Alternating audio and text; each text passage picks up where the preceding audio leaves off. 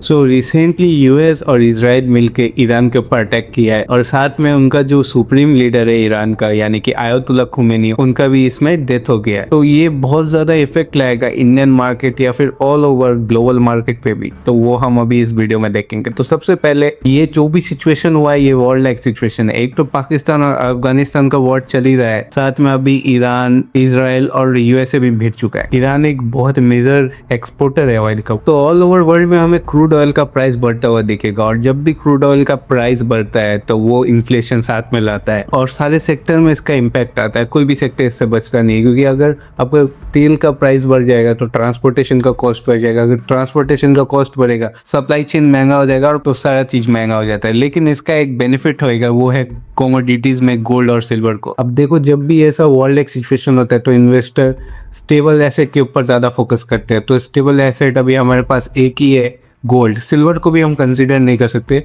But gold में आप देखोगे कि एक बहुत अच्छा खासा मूव आएगा। बट इसका पूरा ऑपोजिट आप देखोगे क्रिप्टो में, बिटकॉइन अच्छा खासा इसके चलते पिट जाएगा। ये अटैक जो यूएसए ने ईरान के ऊपर किया है, हम लोग ये सोच रहे हैं कि ये ईरान का सिटीजन के भलाई के लिए किया, लेकिन ऐसा कुछ भी नहीं है।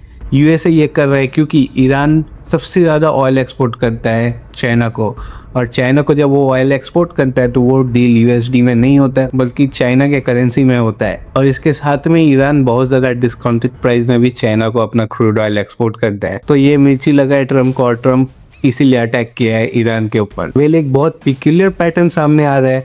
जितना भी मेजर ऑयल एक्सपोर्टिंग कंट्रीज है उस सब के ऊपर ट्रम्प का नजर है। रिसेंटली वेनेजुएला के साथ भी हुआ, ग्रीनलैंड के ऊपर भी वो बोल रहा था करेगा, क्योंकि ग्रीनलैंड बहुत ज़्यादा मतलब मिनरल रिच है, तो उसके ऊपर भी अटैक करने का बात कर रहा था।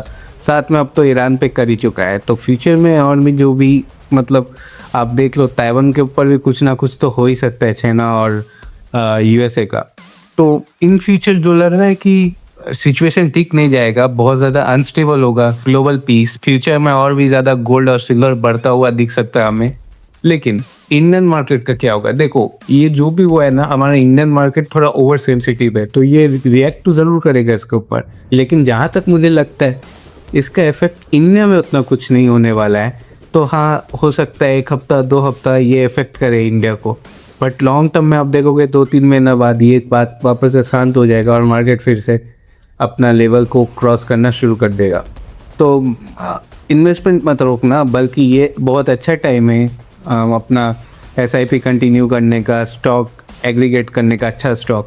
और साथ में मैं आपको बोलना चाहूँगा कि रिस्की सेक्टर, एक्सपोर्ट सेक्टर से थोड़ा हट के सिर्फ सेक्टर यानी FMCG, फार्मा सेक्टर, ये सब सेक्टर की तरफ देखो, क्योंकि वैसा सिचुएशन बनता हुआ दिख रहा होगा फ्यूचर में। और लास्ट में जाते जाते मैं आपको ये भी बता देना चाहूँगा कि बिटकॉइन को लॉन्ग करने का भी मत सोचना जब तक ये सिचुएशन पूरी तरह से क्लियर आउट ना हो जाए। अगर बिटकॉइन थोड़ा सा भी अपसाइड मोमेंटम बनाता है तो वो फिर से डाउन जाने का बहुत ज़्यादा प्रोबेबिलिटी है। तो लॉन्ग पोजीशन बनाने से थोड़ा बचना, शॉर्ट साइड में ही खेलना।